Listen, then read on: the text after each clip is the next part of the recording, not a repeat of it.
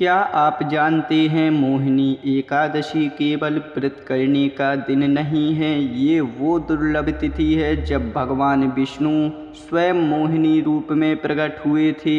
ऐसा रूप जिसे देखकर देवता भी मोहित हो गए। आज मैं आपको सुनाने जा रहा हूँ वो रहस्यमयी व्रत कथा जिसे केवल सुनना ही नहीं, श्रद्धा से सुनना आपके जीवन के पापों को हर लेता है। कहा गया है जो मोहिनी एकादशी की कथा श्रद्धा से सुनता है उसे वैसा ही पुण्य मिलता है जैसा कुंभ के अमृत स्नान से।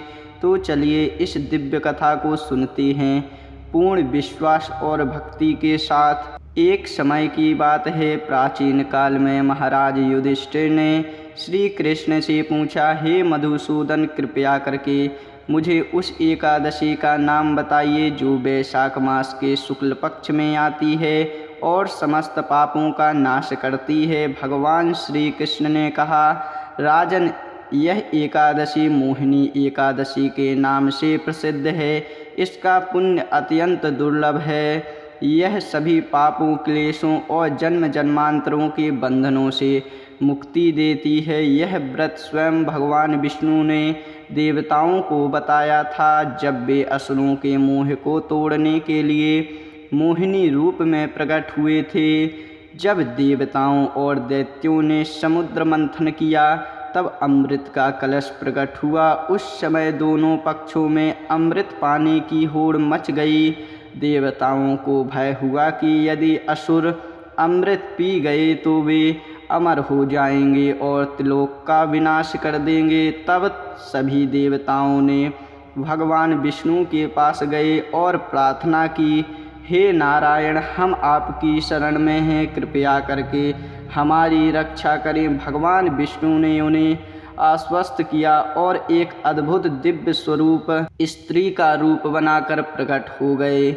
यह था वह मोहिनी रूप, ऐसा सौंदर्य जिसे देखकर असुर भी मोहित हो उठे। मोहिनी रूप में भगवान विष्णु ने असुरों को भ्रमित कर अमृत का वितरण देवताओं को कर दिया।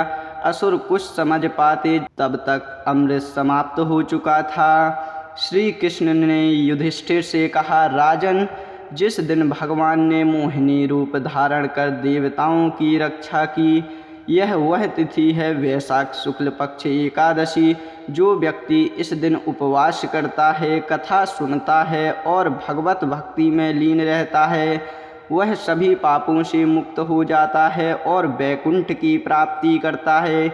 यह व्रत विशेषकर मोह, मानसिक भ्रम और सांसारिक बंधनों से मुक्ति देने वाला है। इसे करने वाला न केवल इस जन्म में बल्कि आने वाले जन्मों में भी पुण्य प्राप्त करता है। जिसे भी जीवन में मोह ने बांध रखा हो, जो अपने कर्मों से थक गया हो और वह श्री हरि के शरण में आना चाहता हो, उसके लिए मोहिनी एकादशी एक नव जीवन की शुरुआत है। इस कथा को श्रद्धा से सुनने वाला श्री हरि की कृपा से किसी भी मोह में नहीं फंसता है।